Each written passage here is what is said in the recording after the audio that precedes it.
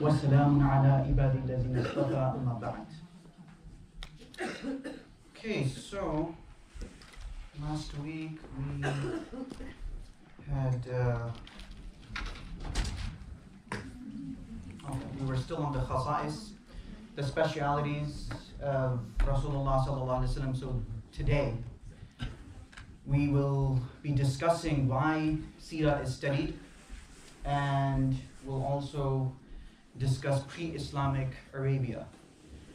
And inshallah, the week after we'll go into religions before Islam, the genealogy of the Prophet sallallahu alaihi wasallam, the year of the elephant, etc. So we're still on the introductory discourses before the life of the Prophet sallallahu alaihi wasallam, and these introductory discourses, this is for motivation.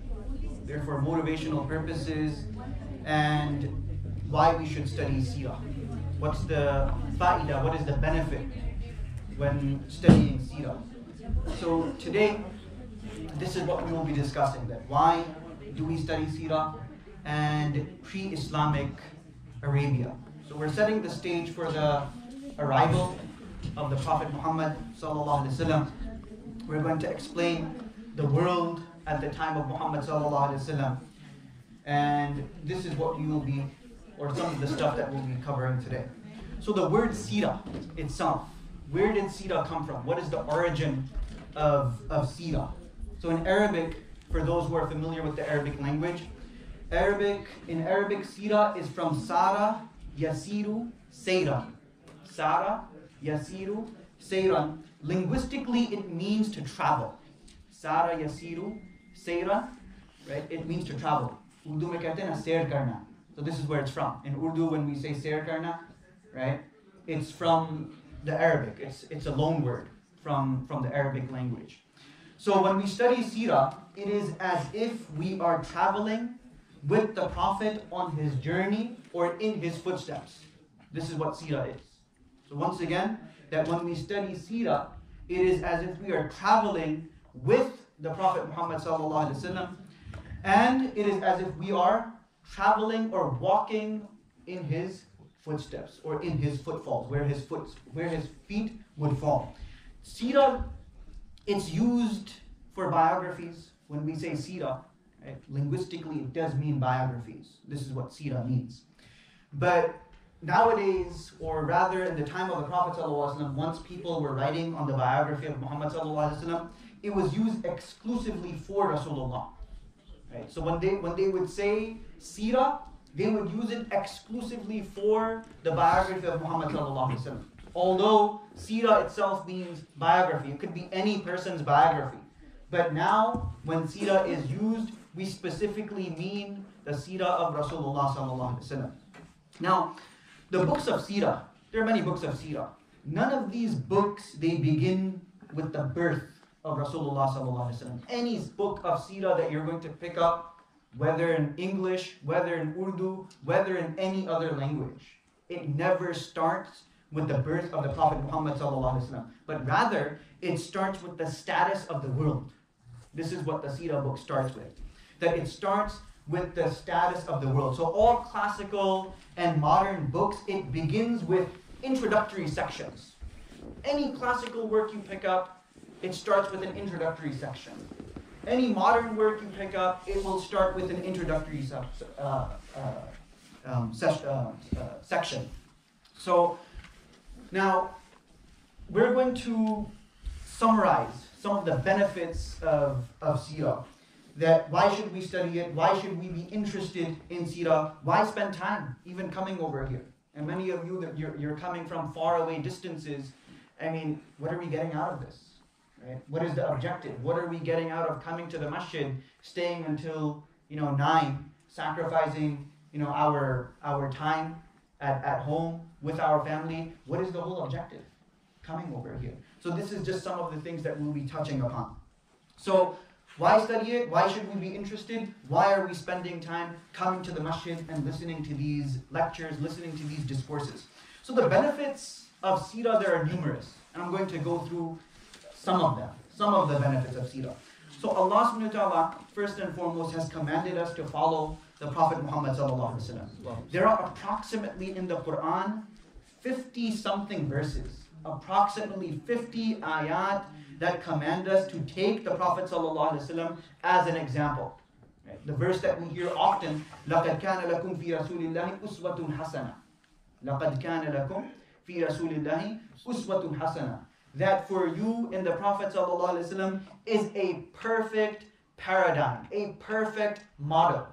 That in the Prophet ﷺ, there is a perfect model for you to follow, a perfect paradigm for you to follow. So therefore, study of the prophetic life, study of Rasulullah ﷺ Seerah is essentially the study to following the Prophet ﷺ. This is what Seerah is.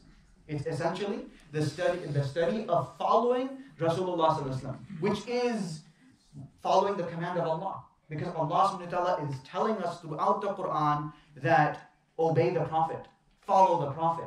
In the Prophet, there is a perfect example for you to follow. So when we study Seerah, when we are studying the biography of Rasulullah sallallahu alaihi wasallam, we're studying how to follow him. What should we be doing to follow the noble messenger sallallahu alaihi wasallam? So no matter which angle we look at it, we will benefit from the example of Rasulullah sallallahu alaihi wasallam. The first angle is worship. As Muslims, this is why we have been created. الَّذِي خَلَقَ الْمَوْتَ وَالْحَيَاةَ لِيَبْلُوَكُمْ أَيُّكُمْ أَحْسَنُ عَمَلًا. That Allah subhanahu wa ta'ala is the one who has created life. Allah subhanahu wa ta'ala is the one who has created death. Why? To see which one of us is best in deed, which one of us is best in worship. So the first angle is worship. Rasulullah sallallahu alaihi wasallam, by understanding and studying the Seerah, we learn how to worship Allah subhanahu wa ta'ala correctly. Right? When we say that we are abd, when we say that we are slaves of Allah subhanahu wa ta'ala, this is not enough. So who is going to teach us how to be slaves of Allah? So it is the Prophet Muhammad sallallahu alaihi wasallam who is going to teach us how to be a slave of Allah subhanahu wa ta'ala. And we can only learn to become a slave of Allah if we study the Seerah of the Prophet sallallahu alaihi wasallam. So the first angle, the number one angle, is worship. This is why we study Seerah. Then there's other aspects, right, which is religion, morals, manners, mercy, tenderness, compassion. These are other reasons to study Seerah. So to study Seerah, we also learn the leadership of the Prophet ﷺ, that what kind of leader he was, what kind of personality he was when he was leading. Because this was an individual who was leading the Muslims towards an objective, towards something greater. And this was towards towards the wahdaniyat and oneness of Allah subhanahu wa ta'ala. That he was taking people from different types of deen to the deen of Allah subhanahu wa ta'ala.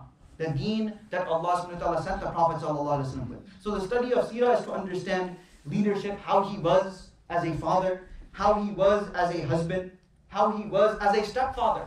These are things that we will learn in Seerah. That how he was in all of these aspects, in all of these spheres. We will find some kind of benefit.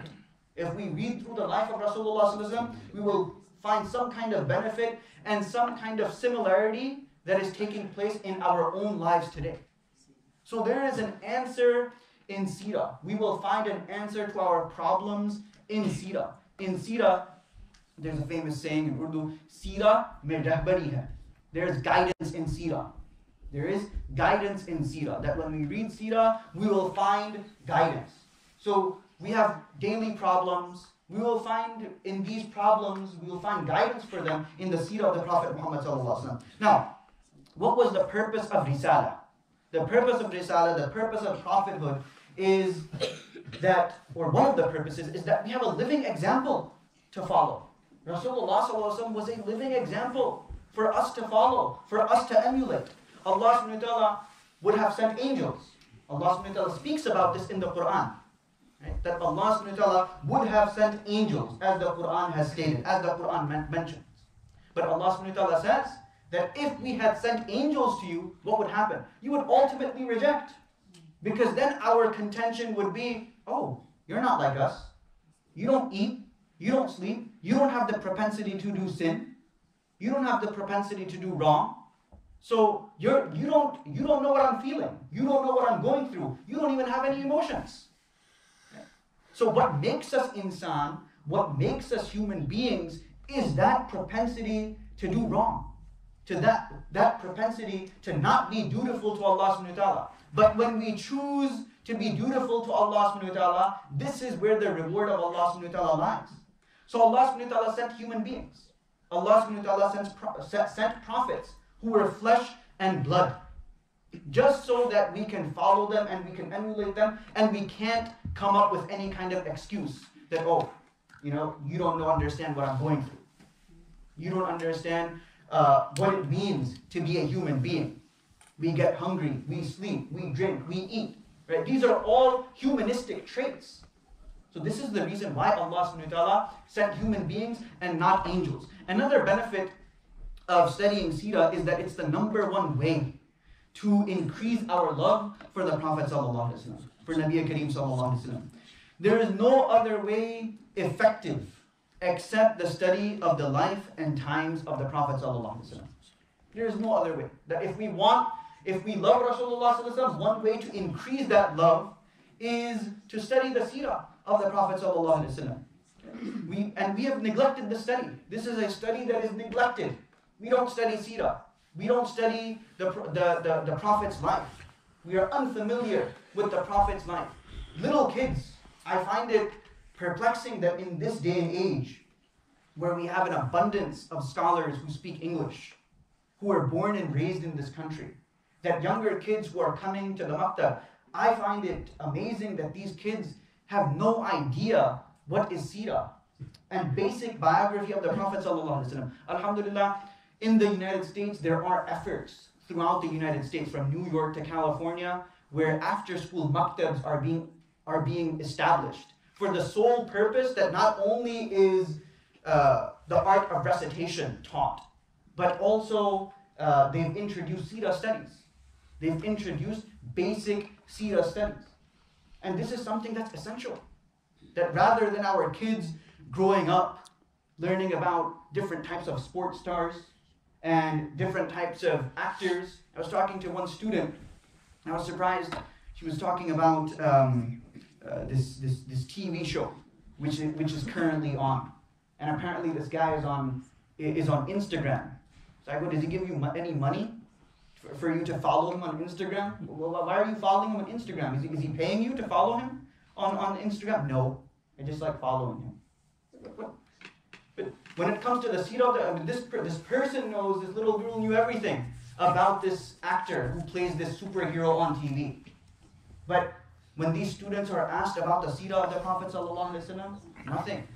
Basic knowledge is not even there. How many years was the Prophet ﷺ residing in Mecca? How many years did he reside in Medina? Questions like that, they are going over our younger generation. And these are basic questions that all students should know. All kids should know the answers to these questions. That how long did Rasulullah ﷺ stay in Mecca? How long was he in Medina? Over how many years was the Quran revealed? And so on and so on. These are very basic questions that all younger generation should know. A sign of loving someone is that we want to study them. We want to study every aspect of that person. We want to study that person's history. We ask our wives, we ask our kids how they are. Right? Why do we ask them about their life? It's because we love them. We want to study every facet of their life. And hopefully this is something that continues. It isn't something that wanes over time or diminishes over time. Nowadays, husbands, they're probably on the road. They're coming home very late. At first there's a lot of there's a lot of asking questions of one another. But these days, husbands are on the road. Oh, hello, what's for dinner? Hello, phone is good. Wife, put the phone down. What is that? So the point is that unfortunately this relationship, it shouldn't diminish over time. If we read the Seerah of the Prophet ﷺ, we will see how Rasulullah ﷺ treated his wives. What was his relationship with each of his wives, with the Azwaj al-Mutahharat? And this can only be understood if we study the Seerah of the Prophet ﷺ. So we claim, each and every one of us as Muslims, we claim that we love the Prophet. We all say this, that yes, we love the Prophet sallallahu alaihi wasallam. We have intihai muhabbat for Rasulullah sallallahu alaihi wasallam. Our love for the Prophet sallallahu alaihi wasallam is something it's something that we can't even explain. It's not something that we can put in words. But if we love the Prophet sallallahu alaihi wasallam and we don't study him, then how can we claim to love him? Yeah, this is just word service. So if we say that we love Rasulullah sallallahu alaihi wasallam, then we should make some kind of effort to study his life, to study what his accomplishments were, to study how his interactions were, to study what he sacrificed for the sake of this deen, for the sake of this religion. That today we are talking about it in Albany. Today we are talking about this in ICCD. These are the things these are things that we should contemplate and ponder over. So the studying of Seerah is a sign of love that we have for Rasulullah sallallahu alaihi wasallam. And a thorough study of the Seerah of Rasulullah sallallahu alaihi wasallam, it will increase our love for Muhammad sallallahu alaihi wasallam. This is why we should study Seerah. That it is a sign of our love, and when we study Seerah, it will increase our love for the Prophet Muhammad sallallahu alaihi wasallam.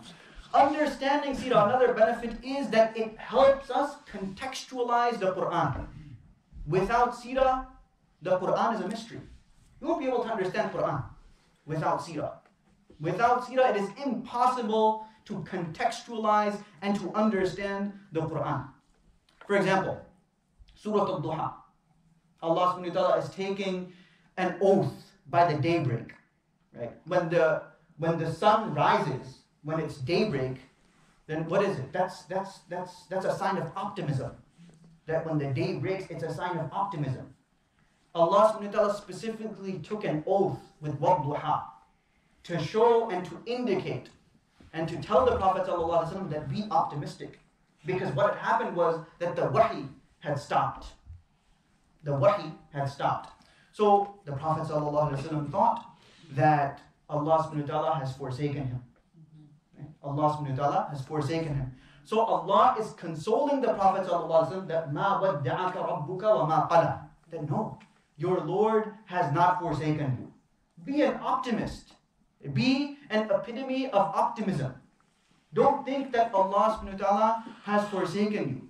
So when we study Seerah, it helps us contextualize the Quran. The verses of the Quran, they are directly predicated on the study of Seerah. Without this study, it is impossible to understand verses of the Quran. Another benefit of studying Seerah, that it raises our hopes. It raises optimism, right? Especially in today's climate. Right? Muslims throughout the world are persecuted in different lands, in different countries. This is something that we read about, something we may have witnessed, right? Something we may have seen. We hear that Muslims are persecuted. It's in stark contrast to the persecution that the Sahaba had to tolerate. It's in stark contrast to the persecution that the Prophet ﷺ had to tolerate. But nonetheless, it's still persecution. That throughout the entire world, Muslims are being tortured. Muslims are being ridiculed. Muslims are being persecuted. So the study of Seerah, what it will do, it will raise our morale. It will raise our optimism that yes, Rasulullah ﷺ also went through these kind of things. The Sahaba too had to go through these hardships and these difficulties. Allah subhanahu wa ta'ala himself mentions the Seerah of prior prophets to the Prophet ﷺ. Allah subhanahu wa ta'ala says in the Quran, وَكُلٌّ نَقُصُّ عَلَيْكَ مِنْ أَنْبَاءِ الرُّسُلِ مَا نُثَبِّتُ بِهِ فُؤَادَكَ. That we have recounted these stories to you, O Prophet Muhammad sallallahu alaihi wasallam. The stories of these prophets, we have recounted to you, O Prophet Muhammad sallallahu alaihi wasallam, so that your heart becomes more affirmed. مَا نُثَبِّتُ بِهِ فُؤَادَكَ. That you are consoled and that your heart becomes firm. And that you understand that prophets prior to you also had to go through these difficulties. They also had to encounter these hardships. They also had to tolerate mocking, abusing, physical abuse, mental abuse. And this is all from the study of Seerah. Allah subhanahu wa ta'ala is telling the Prophet sallallahu alaihi wasallam through Seerah, through the study of previous prophets, that they too had to go through all of the things that you are going through. So you'll read about in the entire Quran, throughout the Quran, you'll read about different prophets. Prophet Yusuf alayhi salam, Prophet Yaqub alayhi salam, Musa alayhi salam, Nuh alayhi salam, Ayyub alayhi salam, Ibrahim alayhi salam. Take the name of any prophet, and with that prophet there is a specific story where they had to encounter some kind of hardship. They had to encounter some kind of injustice. Why is Allah subhanahu wa ta'ala mentioning this? Allah subhanahu wa ta'ala is mentioning this to show the Prophet sallallahu alaihi wasallam that yes, this is something that previous prophets had to tolerate. You too will have to go through something like this. So when we study Seerah, we study the Seerah of the Prophet sallallahu alaihi wasallam because it will raise our morale. And it will make us realize that yes, this is part of being a Muslim. That we will at times have to go through hardship and persecution. Another benefit of the studying of Seerah is, as I said, one is our optimism will increase, is that the Seerah of the Prophet ﷺ is a miracle. It's a miracle. The entire Seerah of Rasulullah ﷺ, the entire biography itself is a miracle. From his life, from the beginning of his life to his death. This is all a miracle. And it's a miracle, I'm going to explain this, that his life, Rasulullah's life, is an indication that he was a prophet of Allah subhanahu wa ta'ala. His entire life, when you examine it, right, under objective lens, when the life of the Prophet ﷺ is examined, then we will come to the realization that this is a man of Allah. This is a prophet of Allah. He can't be anyone else. Because, look at him. This man wielded so much power. This man wielded so much power, and yet this power never got to him. I mean, what happens when a person has power? What happens when a person becomes, he has his own little chodrahat? What happens? Gets power hungry. A person becomes power hungry. Oh, I have the power. Right? I have all of the power. But this never affected Rasulullah sallallahu alaihi wasallam. But the psychology of man is that, once I'm at the top, then who's going to ask me? Nobody can ask me anything. Nobody can tell me anything. Right? But Rasulullah's connection was with Allah subhanahu wa ta'ala. And he had no interest in these things. The only thing that Rasulullah sallallahu alaihi wasallam was interested in was the spread and the dissemination of the kalima la ilaha illallah Muhammadur Rasulullah. The Prophet of Allah, he had no education, no formal education. There was no such thing as formal education. There was no such thing as grade school. Yes, the Prophet ﷺ was an amazing linguist in the Arabic language. He was very fasih, he was very eloquent. But something like the Quran, coming from the lips of the Prophet ﷺ, this was unheard of. So, this is a man without a formal education. And yet, he is reciting these eloquent verses from the Quran. Eloquent verses from the Quran, sent to a nation that was notorious for being barbaric. Rasulullah ﷺ was sent to a nation notorious for being barbaric. Yet, within 23 years, what happens? Islam becomes prevalent, and within 100, it has reached every civilization. In 23 years, from the age of 40 to 63, Islam has spread throughout the Arabian Peninsula. And in 100 years, Islam has spread through the four corners of the world. I mean, if this is not a miracle, I don't know what is. I honestly don't know what is considered a miracle. That how is it that a man in 23 years changed a barbaric civilization into people who were so respected that other civilizations, just by looking at them, wanted to follow them, wanted to be them, wanted to become Muslim. Of their own accord, willingly, they wanted to come into the fold of Islam. So the Seerah, this is a miracle. And as I said, Rasulullah ﷺ wielded such power, but he lived an austere life. He lived a very humble life, a very simple life. Ibn Hazm, one of the great Andalusian scholars, very great scholar of hadith, 5th century scholar. So he said that if the Prophet ﷺ was not given any miracle, so when we think miracles, what happens? What comes to our heads? Shaqqul qamar, right? The splitting of the moon. Right? different miracles may be coming into our minds when we say the miracles of Rasulullah sallallahu alaihi wasallam. So Ibn Hazm said that if the Prophet sallallahu alaihi wasallam was not given any miracle, but his life, just examination of his life, then this would be sufficient to prove that he's a prophet. Ibn Hazm is saying this. Ibn Hazm, a 5th century jurist, muhaddith. He's famous for writing Tawq al-Hamama. Tawq al-Hamama is a book that's studied in colleges today. It's the Ring of the Dove. It's a book on love. Tawq al-Hamama. So it's a classical work by Ibn Hazm, translated in English, actually translated in multiple languages now. So it's studied in universities throughout the country. So he's famous for that. Ibn Hazm is known for that. But his primary works were focused on hadith, Islamic law, and the seerah of the Prophet ﷺ.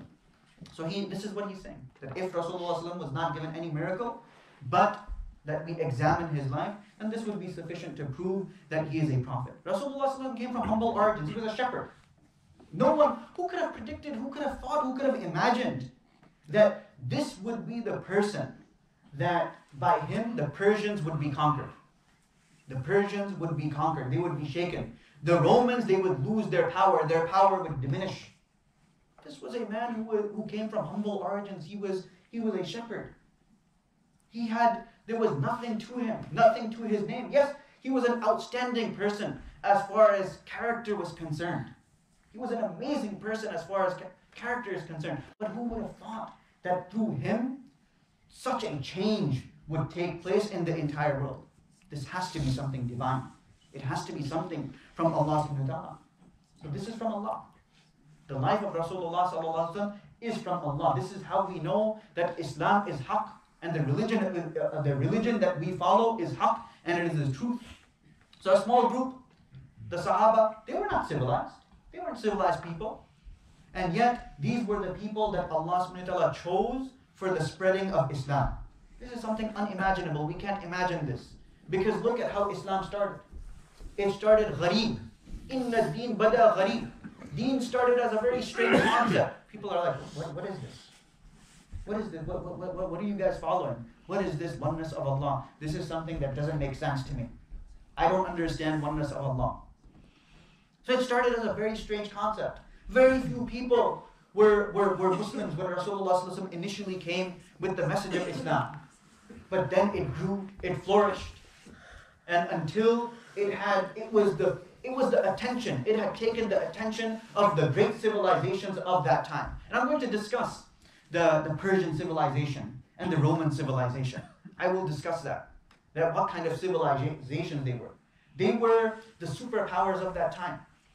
The Persian civilization was considered the superpower of that time. The Roman civilization was considered the superpower of that time. So when we see that this small ragtag band of Sahaba, Allah subhanahu wa ta'ala utilized them to spread Islam and to diminish the power of the Roman Empire and to conquer the Persians, this is something that has to be divine. It's something that has to come from Allah subhanahu wa ta'ala. There is no other explanation. That would be the only explanation. Right? Because we can't rationally explain it. This is not something that can be rationally explained. Another benefit in Seerah, that it lays out a precise methodology for the revival of the Ummah. Okay? That it lays out a precise methodology for the revival of the Ummah. That there are many groups today, and their sole focus is that how can we revive the Ummah?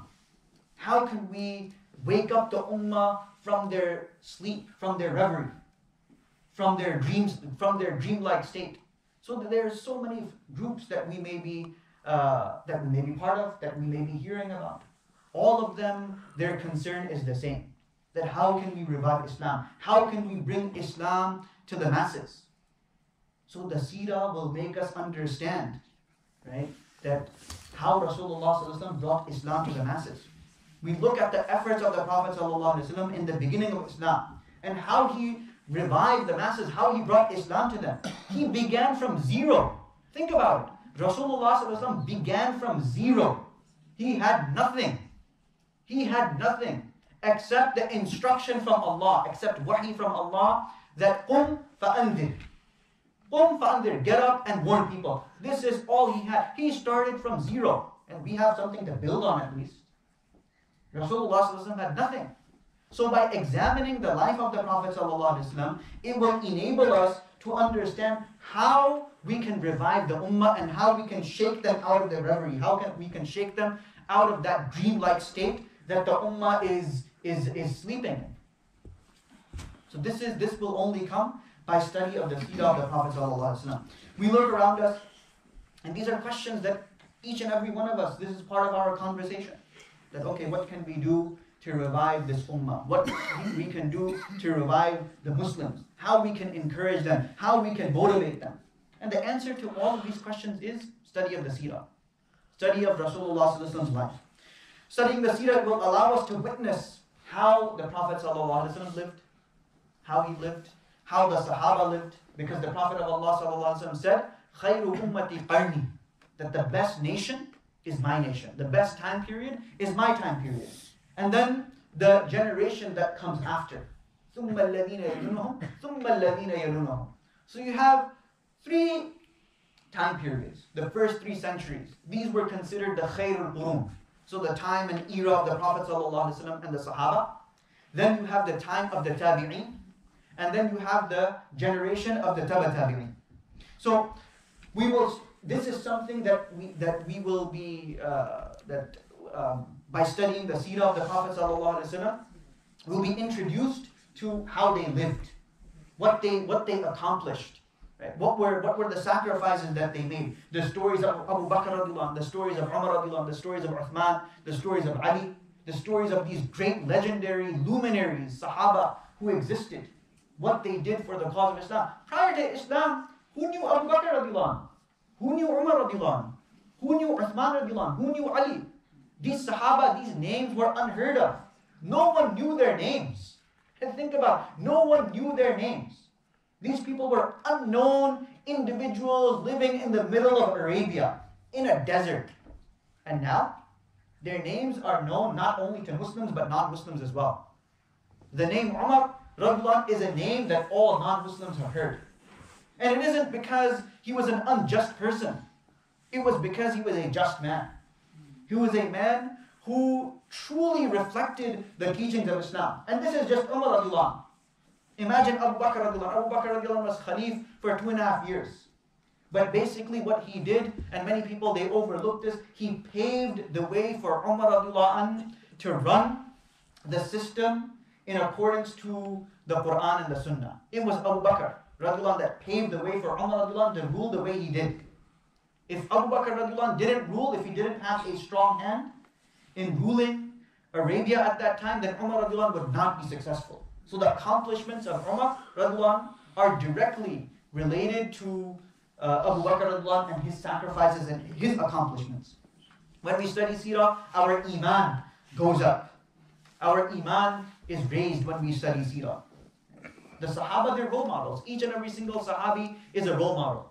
Right? It comes in hadith. It's a weak hadith, but the meaning is sahih. The meaning is correct. Ashabika nujum. Bi'ayyum iqtadaytum ihtadaytum. That my Sahaba, they are like stars. They are like guiding stars. Any one of them that you follow, you will be guided. So we look at the seerah of we look at the biography of any Sahabi, and we'll see that there is an example. There's something in their life that is directly related to us, that directly has a profound effect on our own life. The seerah provides us with knowledge how to benefit, how to defend Rasulullah sallallahu alaihi wasallam. This is another benefit of studying seerah. That nowadays we hear about many people leveling accusations. I mean, this was something that was common in those days as well, right? Different accusations were leveled against the veracity of Rasulullah sallallahu alaihi wasallam, and these were baseless. They invented lies. They concocted lies against him. That how is it that a shepherd, how is it possible that he's reciting these eloquent verses from the Quran? This is something that we can't compare. Our poetry doesn't compare to this. Right? This is unheard of. And today, the objections are there, but it's a little bit changed.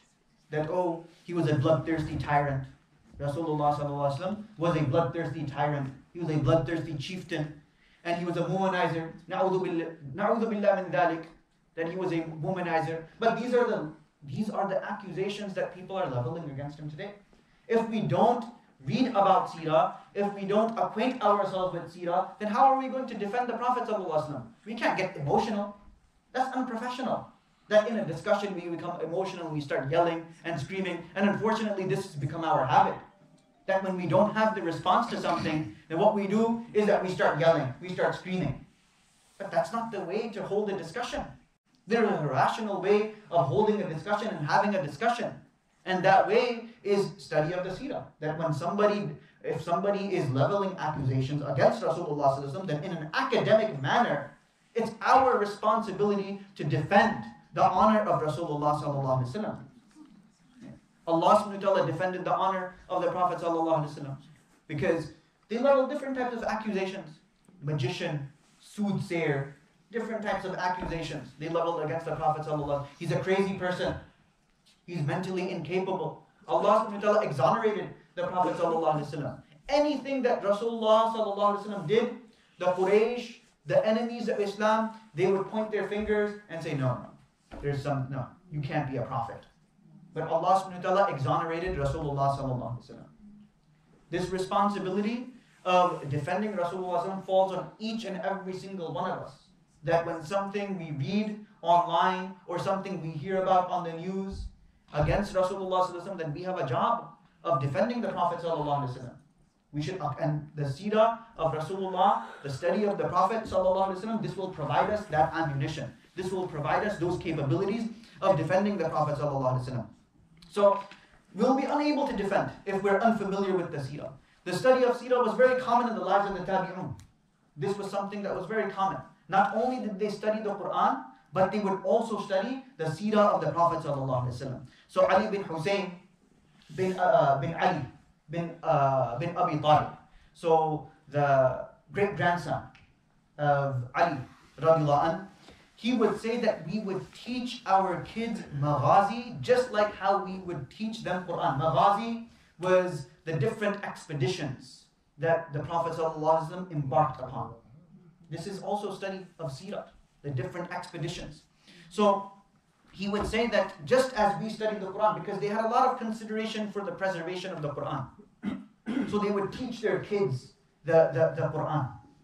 And they would encourage their kids to memorize as much of the Quran as possible. This is why the Quran is mutawatir. It is mutawatir, that meaning that in every generation, so many people had memorized the Quran that it was impossible for coming generations to say that, you know what, there's something wrong with the Quran. So like this, they were teaching the Seerah of the Prophet ﷺ. And why were they doing this? Because the Quran and the Seerah, they go hand in hand. Remember, the Seerah, it contextualizes the Quran. The Seerah contextualizes the Quran. So they were teaching their kids the Quran and the Seerah of the Prophet ﷺ to put it in perspective. And they were teaching their kids. So this was as early as the time of the Tabi'un. It was also taking place in the time of the Sahaba. But in the time of the Tabi'un, the generation after, this was something that was very common. As a matter of fact, it was Umar radiallahu anh that established the maktab system. And the maktab system that we hear about, is after school maktab, that goes on in different masajid. This was established by Umar radiallahu anh. I was very happy when I found the reference. So, the narration goes, أول من جمع الأولاد في الكتاب في المكتب عمر بن الخطاب وجعل رزقه من بيت المال. So I'm going to translate it. So the first person who brought the kids to the maktab, right, was Umar bin Khattab. He appointed Amir bin Abdullah al-Khuzai as a teacher for the students. And his salary was taken from Baytul Mal. His salary was taken from Baytul Mal. So this maktab system that we have, this is directly linked to the sunnah of the Prophet ﷺ. So all masjids should have a maktab system. All masjids should have a system where students are coming and students are studying not only the Quran, but also basic Islamic knowledge, the foundational Islamic knowledge that all Muslims should have. They should be studying in the masjid. Without this, the coming generations will be lost. This is a very important thing. And alhamdulillah, as I said, efforts are taking place throughout the United States where people are establishing these after-school programs, and they're focusing on not only Quran and tajweed and hifz and memorization, but the seerah of the Prophet ﷺ, akhlaq wal adab, aqidah, fiqh, basic fiqh, right? Basic Islamic law. Because how else? If we don't develop our students, if we don't develop our younger generation today, tomorrow, guess who's going to do it? It's going to be professors, and in university, it's going to be these people who don't have any God. They're atheists. A lot of them are atheists. They don't have any concept of God. And when you don't have any concept of God, then what do? A person takes, Allah subhanahu wa ta'ala says that a person takes his desires, his rationale as God. أَفَرَأَيْتَ مَنِ اتَّخَذُ إِلَهُ هَوَاهُ. That do you not see the one who has taken his rationale as God? Who has taken his rationale as a guide? And that's what's going to determine this is how these people determine what is right and what is wrong. Okay, if it's not bothering anybody, then what's wrong with it? If it's not hurting anyone, what is wrong with it? This is how they rationalize everything. So it's very important that we have these types of programs in place, just so that our coming generations are protected. So the study of Seerah is the study of the best of creation, the Prophet ﷺ, in the best of times. In the best of times. Khairul quruni qarni. The best of times, with the best of people, the Sahaba, in the best of places, Makkah and Medina.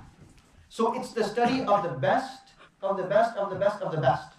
Right? So it's the study of the best of creation, the Prophet ﷺ, in the best of times. That era was considered the best of times. With the best people, the Sahaba were considered the best people, and in the best of places, Makkah and Medina. The Prophet ﷺ was the best of all the prophets. The Prophet of Allah says, "Ana sayyidu waladi Adam yawm al-qiyamah wala fakhr." I am the Sayyid, I am the leader of the progeny of Adam on the day of Qiyamah, wala fakhr. And this is not, I'm not saying this out of arrogance. Rasulullah ﷺ is saying, this is a factual statement from Allah subhanahu wa ta'ala to the Prophet ﷺ. So studying Seerah is the study of religion. It is the study of deen. This is why we study Seerah. Because essentially we are studying the deen of Allah subhanahu wa ta'ala. And this studying phenomenon of it's the rise, how this deen it arose, how it came about, how Rasulullah sallallahu alaihi wasallam, he created this revolution in the hearts of the people to such an extent that so many people, they were just coming into the fold of Islam in swarms. There was a point in Medina where between the 7th and the 10th year, people were just coming in droves. They were just coming into the fold of Islam. And Allah subhanahu wa ta'ala speaks about this phenomenon. Allah subhanahu wa ta'ala speaks about this phenomenon. وَرَأَيْتَهُمْ what is that ayah? إِذَا جَاءَ نَصْرُ اللَّهِ وَالْفَتْحُ وَرَأَيْتَ النَّاسَ يَدْخُلُونَ فِي دِينِ اللَّهِ أَفْوَاجًا. They are coming in droves, they are coming in armies, and they're accepting Islam. And this took place between the 7th and the 10th year of Rasulullah's life in Medina. What was the reasoning behind this? Inshallah, we're going to expound on this as well. Now, the study of this 23 years of the life of the Prophet ﷺ, this will give us so many different types of benefits. I can't go through every single one of them. What I'm going to discuss now is the sources of the prophetic seerah. And these are some of the things that, at least as Muslims, we should know. That where am I getting this from? Right? Where is the source of seerah? Right? I can't just be taking things out of my back pocket and just talking for the sake of talking. Right? There has to be somewhere where I'm getting all of this information from. So the number one source for the seerah is what? What is the number one source for seerah? Quran, yes. The Quran is the number one source for seerah. Many people, they may have said other things, or they may have thought about other things. But the number one source for seerah is the Quran. After the Quran is the hadith of the Prophet ﷺ. The Quran, it caters to what occurred, what took place during the life of the Prophet ﷺ, as does the hadith. The hadith also, it caters to seerah. The Quran, it references all situations even prior to bi'tha, even prior to the Prophet ﷺ becoming a prophet. So in Surah Alam Nashrah, right? In Surah Alam Nashrah, Allah subhanahu wa ta'ala, this verse, it speaks about the Prophet ﷺ when he was about 5 years old. So he was about 5 years old. Allah subhanahu wa ta'ala is speaking about how his breast was expanded, how Allah subhanahu wa ta'ala illuminated him, how Allah subhanahu wa ta'ala made him understand. This took place prior to bi'tha, prior to his becoming a prophet. So the best source of seerah, the first and primary source, is the Quran. Because this is the speech of Allah subhanahu wa ta'ala. وَمَنْ أَصْدَقُ مِنَ اللَّهِ قِيلًا. And who is more truthful than Allah? Who is more truthful than Allah subhanahu wa ta'ala? The Quran is also an amazing source because of its eloquence. The eloquence of the Quran is unmatched. The eloquence of the Quran is unmatched. A person can be an expert in the Arabic language, but it will be impossible for him to even create one small verse similar to the Quran, on the level of the Quran. It would be impossible. Allah subhanahu wa ta'ala throughout the Quran has laid down challenges for people who thought they were linguists in the Arabic language. But they were unable to even produce one verse similar to what is mentioned in the Quran. So the Quran, this is the first source because this is the speech of Allah subhanahu wa ta'ala, because of his eloquence, and because the Quran not only records the outward situation, but also the internal emotions that people are going through. Because we can't really, when we're recording something, we can only record the external, right? What is happening directly in front of us. Are we capable of understanding what's going through a person's heart? What's going through a person's mind? No, we're not capable of doing that. Only Allah subhanahu wa ta'ala is capable of doing that. So Allah subhanahu wa ta'ala, when he discusses the seerah, when he discusses certain aspects of the seerah, Allah subhanahu wa ta'ala discusses the conditions of their hearts, that what were in their hearts. So Allah subhanahu wa ta'ala speaks about the munafiqun. Allah subhanahu wa ta'ala speaks about the hypocrites, that what was going through their hearts. Right? So things that were exclusive to the heart, only Allah subhanahu wa ta'ala knows about that. In Badr, Allah subhanahu wa ta'ala reveals certain things that were taking place in Badr. And this is not something that we could see, but Allah subhanahu wa ta'ala mentions that we provided thalathatu alaf, we provided 3,000 angels to shore up your ranks in the battle of Badr. In the battle of Badr, to shore up your ranks, we provided 3,000 angels. Uhud, Allah subhanahu wa ta'ala mentions the catastrophe that took place in Uhud. That this was due to you not following the instructions and you being inclined towards the worldly pursuits. So Allah subhanahu wa ta'ala speaks about that. This is an internal condition that Allah subhanahu wa ta'ala speaks about. This is why the Quran is the first source and the most important source of seerah. The Pact of Hudaybiyah. Inna fatahna laka fatham mubina. Outwardly, to you and me, it doesn't even seem like a fatah. It doesn't seem like a conquest that took place, the Pact of Hudaybiyah. It was lopsided. It seemed that pact was favoring the non-Muslims. But only Allah subhanahu wa ta'ala knew that this pact was a blessing in disguise. Because of this pact, people got to see the true Islam. People got to witness the Medina that the Prophet ﷺ created. And this is why, I go back to that, this is why they came into Islam in droves, from the 7th to the 10th. From the 7th year to the 10th. Because they witnessed the utopia that Rasulullah ﷺ created in Medina. And they saw this, they were attracted to it, they came into the fold of Islam. So it goes back to that, what I mentioned previously.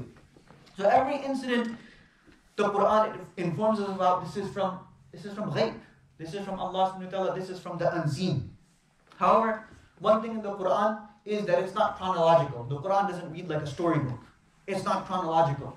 So sometimes we don't know that in Surah Al-Imran, Allah subhanahu wa ta'ala in certain verses is speaking about what took place in Uhud. We don't know that when we're reading Surah Anfal, there are certain verses that pertain to the battle of Badr. We don't know. We'll only know this through context or if we pick up a tafsir and we read about it. Otherwise, sometimes even the English is sketchy. It would be difficult to understand the background of these verses without some kind of context. Okay. So the Seerah and the Quran, they go together. This is why it goes back to that. The Seerah and the Quran, both of them do go together. So to truly understand the Quran, we have to read the Seerah of the Prophet ﷺ. So the first source is the Quran, and this is considered the best source. The second is Hadith. Because Hadith is a snapshot of Seerah. It's like a picture that has been taken on that specific moment in that specific time. So in Hadith, we have the 6 canonical books, right, that we hear about. So we have Bukhari, we have Muslim, we have Nasa'i, we have Abu Dawud, we have Tirmidhi, we have Ibn Majah, right? I mean, there's a lot more. But these are the 6 canonical books. So there are other books of Hadith, right, that have been written, that have been recorded. And we still have them available today. Some of them are in volumes. For example, the Musnad of Ahmad, this is approximately in 20 to 52 volumes, depending on which version you have.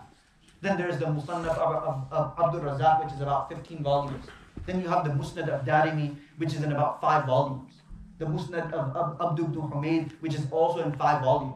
So there's numerous hadith works. And all of these hadith, what is it? It's snapshot of Seerah. So the second source after the Quran is the hadith. Yeah? The third source are the books that are written on Seerah. The books that are specifically written on Seerah. So the sons of the Sahaba, they were the first to write on Seerah. So the first to write on Seerah, who was it? Who was the first to write on Seerah? Urwa bin Zubayr. Urwa bin Zubayr. He was the first person to write on Seerah. Who is he? Urwa bin Zubayr was the son of a Sahabi. Zubair bin Awwam. He was the son of a Sahabi. One of the Ashara Mubashara, one of the 10 who was guaranteed paradise in his lifetime. Zubair bin Awwam. He was the grandson of a Sahabi. His mother is a Sahabi. Asma bint Abi Bakr. Asma bint Abi Bakr, the daughter of Abu Bakr, the sister of Aisha radiallahu anha. The grandmother was a Sahabi. The brother is a Sahabi, Abdullah bin Zubair. But Urwa, he was not a Sahabi. The Prophet ﷺ passed away and then he was born. So he was not a Sahabi. His aunt is Aisha radiallahu anha. So he wrote a tract on Seerah. This Urwa bin Zubayr, he wrote a tract on Seerah. Now, he had access to Aisha radiallahu anha because this is his aunt. This is his maternal aunt, Urwa bin Zubayr. So he had access to his aunt. And his aunt, I've mentioned this before, she was quite possibly one of the greatest scholars this world has ever seen. Without her contributions to Islam, it would be impossible for us today to practice Islam the way it is. So it was because of her that Islam has been preserved. Or she's one of the reasons that Islam has been preserved. She was a genius. Aisha radiallahu anha was an absolute genius. So Urwa bin Zubayr had access to his aunt Aisha radiallahu anha. Not everyone had this liberty. And because this was mahram, Aisha radiallahu anha was the mahram. So he had access to Aisha radiallahu anha. So he wrote a Seerah, a small tract on Seerah. Another Sahabi, another son of a Sahabi, Abban bin Uthman bin Affan, the son of Uthman bin Affan. He was another person who wrote on Seerah. He passed away 105. Right? He also wrote on Seerah. Then we have a tabi'i, a tabi'i by the name of Ibn Shihab az-Zuhri. So he passed away 129 after Hijrah. So he wrote on Seerah. These works aren't extant today. They're not available today. But they were subsumed in larger works. Because these people, they wrote small works. Right? They wrote small works. And what was one of the primary problems in those days? One of the primary problems in those days was copyists, right? Because everything was done by hand. There was no such thing as printing presses, right? During printing presses was something that came in. I think the first Quran that was printed was in Kazan, Russia. The first Quran that came off a printing press was in Kazan, Russia. Prior to that, everything was handwritten. Everything was handwritten. Hadith, books, everything was written by hand. So the primary problem that people had was the number of books and very few copyists. They would have to copy everything. So what would happen in those days, the author, they would write a book. After writing a book, they would give it to their local copyist, calligrapher, and then he would rewrite the entire thing. And then he would sell it for a price. Of course, in those days, they didn't have a concept of copyright. So that's probably a good thing. No concept of copyright. And nowadays, we don't have concept of copyright. everything is on PDF, even if it says in Arabic books. A lot of Arabic books say, Jami'ul Hukuk Mahfuda, that all rights reserved. But then you see that book as a PDF online.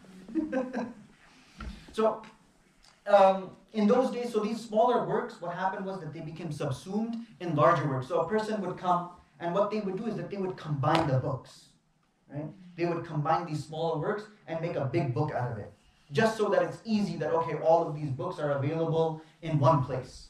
So they became subsumed in larger works. So these smaller books, they weren't paid much attention to because they're like, if you want to read about, different seerahs, different biographies from different scholars, then why not just get the bigger book instead of getting the two smaller ones?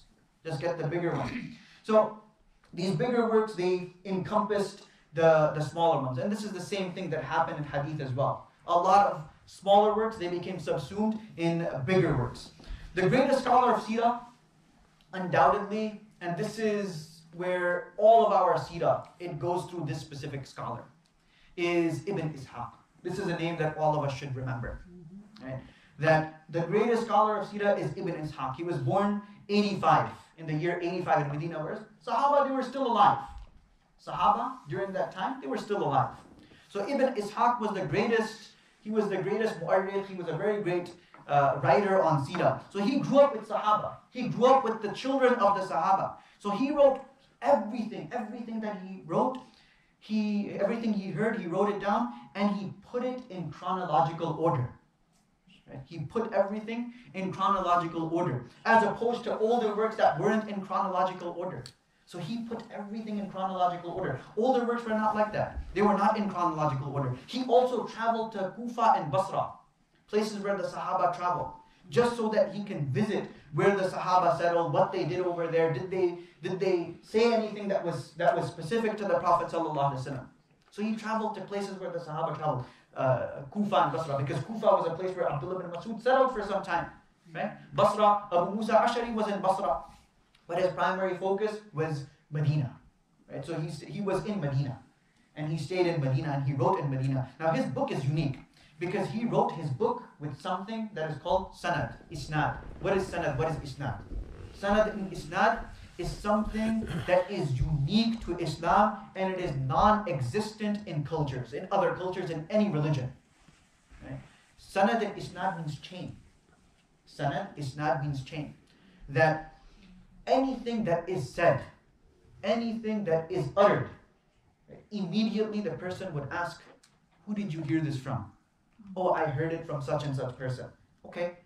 Is this person someone that you trust? What do we know about him?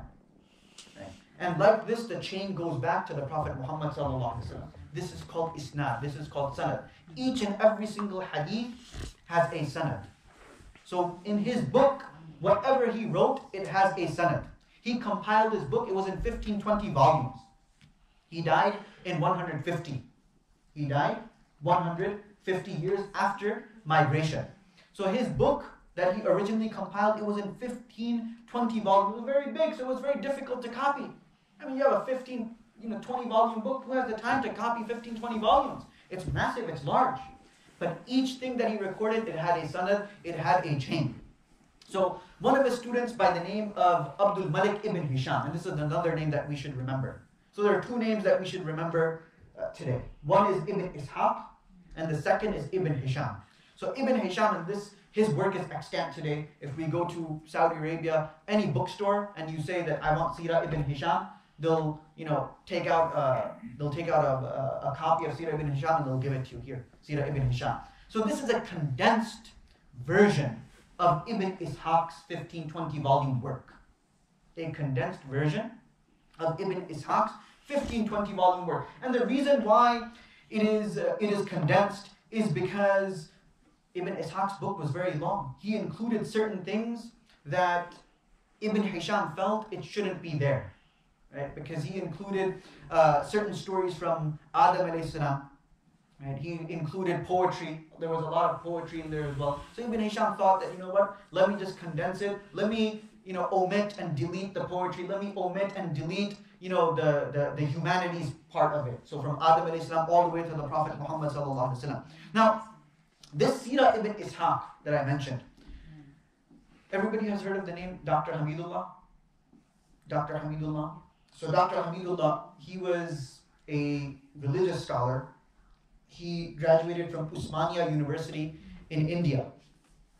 Usmania University in India. He passed away in Jacksonville, Florida. And his primary focus of study was Hadith and Seerah. When Pakistan was created, they called him to work on the Constitution of Pakistan, Dr. Hamidullah. Right?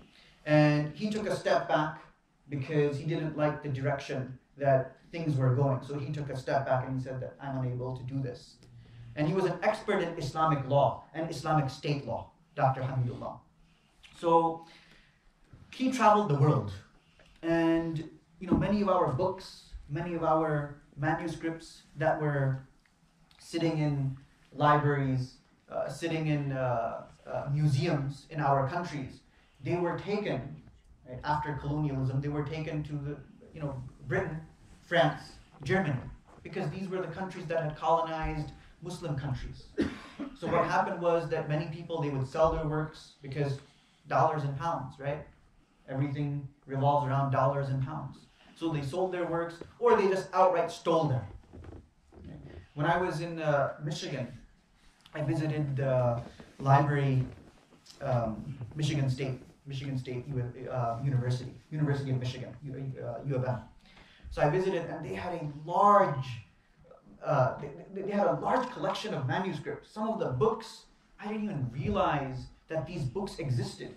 And they're just sitting on them. They're digitized, but unfortunately no one is doing any work. So Dr. Hamidullah, what happened was that he went to different libraries in Berlin, in Germany, and he found at least 1/4 of Ibn Ishaq's work on Seerah, his original work, at least 1/4 of it. He edited it and he published it. And when he compared it to Ibn Hisham's work, because Ibn Hisham, he did a condensed version of his work, he found that there was no changes. No changes. He did the same thing with hadith. So he says there's a book that he's written, The Preservation of Hadith, in light of the Sahifa of Hammam ibn Munabbih. So Hammam ibn Munabbih was a teacher, he was a student of Abu Hurairah, radiallahu anhu. So he compared Hammam ibn Munabbih's narrations from Abu Hurairah to Bukhari, because this predates Bukhari. Because Bukhari, he was born, he died 256, right? Bukhari died 256, and Hammam ibn Munabbih came way before Bukhari. So Bukhari had subsumed the work of Hammam ibn Munabbih. So Dr. Hamidullah compared this Hammam ibn Munabbih's work on hadith from Abu Hurairah and Bukhari. And again, no changes in the Arabic. No changes in the Arabic. So he was a masterful scholar. He passed away in Jacksonville, Florida. Mashallah, he lived a very long life. I think he passed away when he was 92, 93. So I have a lot of his works. Brilliant man, brilliant researcher in Islam, a true credit to Islam. So he did some amazing work in the field of Islam. So now when we read Ibn Hisham, right, if we ever read Ibn Hisham, essentially, if you think about it, we are really reading something that has been written 100 years after Muhammad sallallahu alaihi wasallam's passing. When we read Ibn Hisham, and this is something mind-boggling, that when we pick up Ibn Hisham's book, the students of Ibn Ishaq, essentially we're reading Ibn Ishaq's work. And he came approximately 100 years after Rasulullah sallallahu alaihi wasallam passed. So before Bukhari and Muslim, Bukhari, he died 256. Muslim, he died 261. So Ibn Ishaq, he wrote before them. He wrote a Seerah, right? He wrote a book on Seerah when he, about 130 after Hijrah. 130 years after Hijrah. So this is just a background on Ibn Ishaq's work and Ibn Hisham. This is the third source. Fourth source is books written on Shama'il. So what's the famous Shama'il work? Shama'il Tirmidhi, right? The Shama'il of Tirmidhi. So Shama'il means characteristics. Another genre is Dala'il, miracles of the Prophet ﷺ. So there's one work on that written by Bayhaqi. So Bayhaqi was from a region in Iran today. It's called Sabzaward. So there's a very, very famous medical college over there. But he wrote on Dala'il. It's a voluminous work. I have it. It's 10 volumes, 10 thick volumes. So this was a 5th century work by Abu Bakr Bayhaqi, very famous Shafi scholar. From these books we can extract different aspects of Seerah. Then we have history of the Sahaba, right? History of people wrote on Makkah and Medina. We can extract Seerah from there. There's a new genre today that is not Muslim. It's not from Muslim sources, but Persian and Roman sources. So what did other civilizations say about Muslims in their time? So this is a very complicated topic. I'm not going to get into it. But these are also Seerah sources which are being used today. So this covers, why we should study Seerah and just some background into Seerah, the sources that we're going to use. I'm going to briefly go through pre-Islamic Arabia. I think I have 4 minutes left. So who exactly were the Arabs that the Prophet ﷺ appeared amongst? So there are types of Arabs. So Ibn Ishaq, he begins with this. Ibn Ishaq in his Seerah work, he begins with this. So today, rarely can the Arabs trace their lineage back to the Arabs in the era of the Prophet ﷺ. It's not possible. Right? Because the Arabs today, they're Arabs today by culture, by assimilation, by language. Right? The scholars, they divided Arabs into 2 categories. Okay? So the first category of Arabs were Al-Arabul Ba'ida, the extinct Arabs. They became extinct. The earliest civilization of Arabs in the Arabian Peninsula, we hear about Ad, Thamud. Right? Thamud was a very early civilization in the Arabian Peninsula. And they flourished about 3000 BC. 3000 BC, about 5,000 years ago. Okay, so 3000 BC, 5,000 years ago. Modern archaeological evidence, it mentions this, that approximately 5,000 years ago, you have the people of Thamud. So they were Al-Arabul Ba'ida, the extinct Arabs. And then we have the civilization of Ad. They all lived in ancient times in the Arabian Peninsula. Ibn Khaldun, he says that these people, what happened was, and why they were living there, it's because they fled from this place called Babil. They fled from this place called Babil. So what happened to them? Allah subhanahu wa ta'ala recounts their stories in the Quran, that they were destroyed at different intervals for rejecting their prophets that Allah subhanahu wa ta'ala sent to them. So this is the first type. The second is Al-Arabul Baqiyah. Right? And this is further categorized into 2. So 2A and 2B. So these Arabs, they came from Adnan and Qahtan. Adnan and Qahtan. So who is Adnan? Who is Qahtan? So I'm going to go through Qahtan first. So Qahtan is considered to be the father of Arabs. Okay.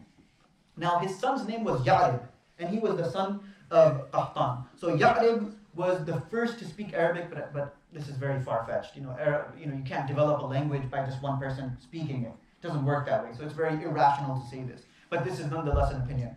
So who are Qahtan and Adnan?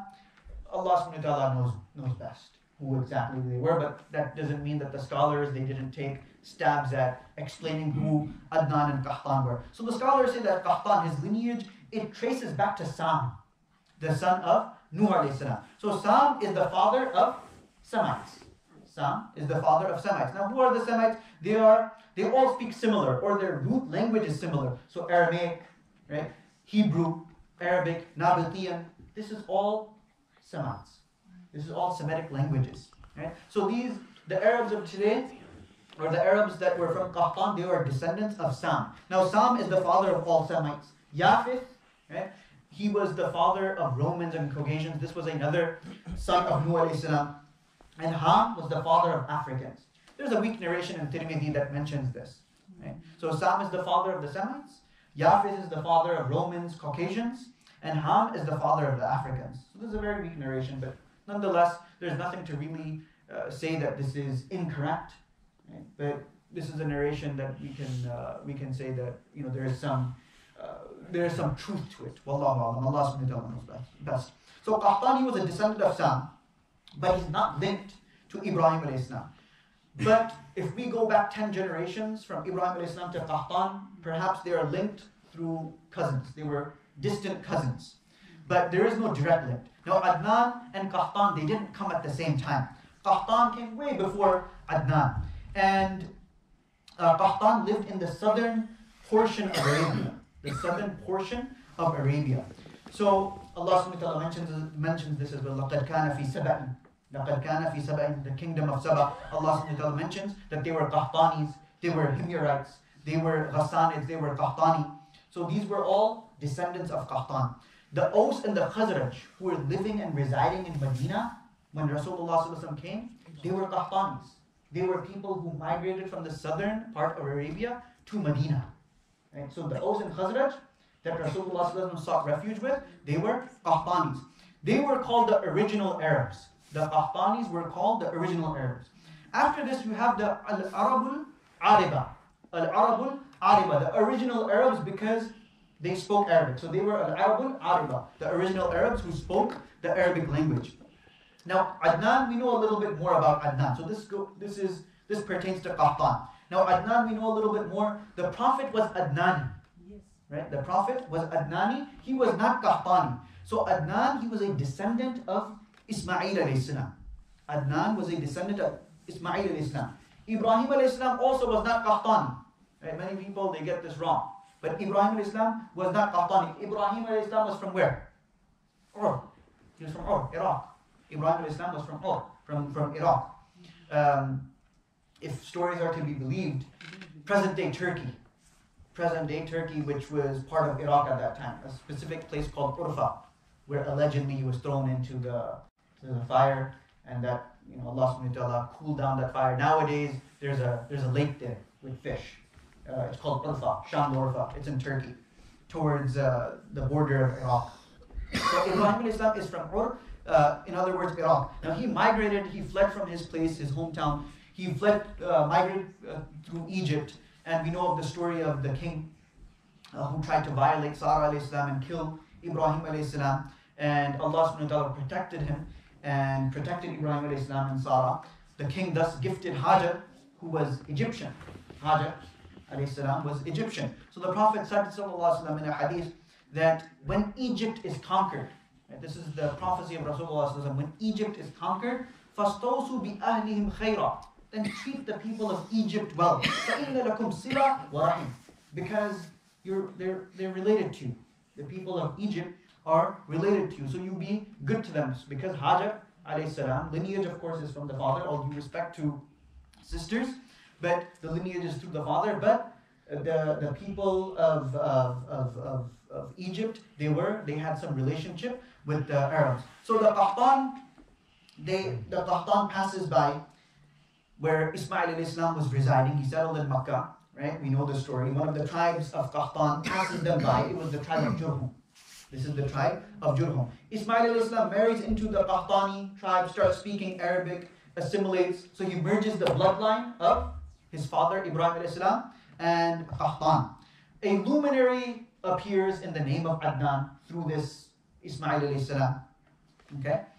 And Adnan comes, and Arabs, this is where the Arabs come from. So one of the tribes that came from Adnan is Quraysh. So the Adnani Arabs, what are they called?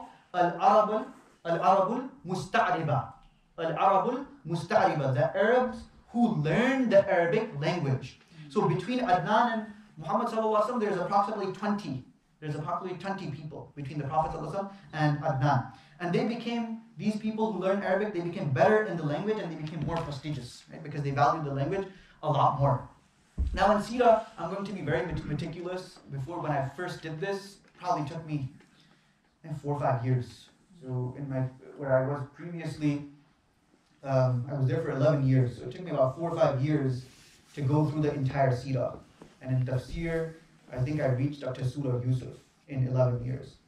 So I'm going to be very meticulous in Seerah. I'm not going to, just cut and slash through Seerah. I'm going to, make sure that I don't dilute anything.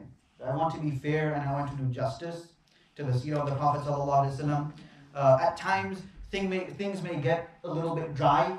A lot of it is, at times, it might get boring. But as I said, I don't want to dilute anything. So when studying, whenever I go through Seerah, I go through quite a number of books, just so that I can give a true representation of what I want to talk about. And this is very important that you go through at least 5 to 10 books. So this is exactly what I do.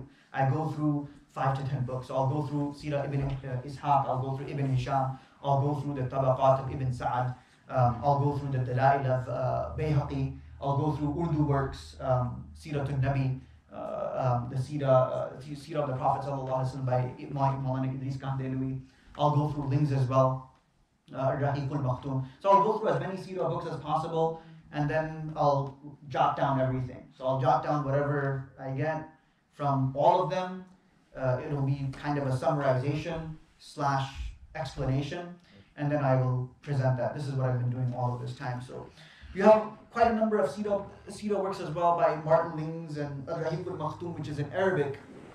And later on, I think the best translation is in Urdu. The English is really garbage. But Ling's book, he was an Oxford professor, Shakespearean professor, so his is pretty good. But his problem is that he was not an academic in the Islamic sciences.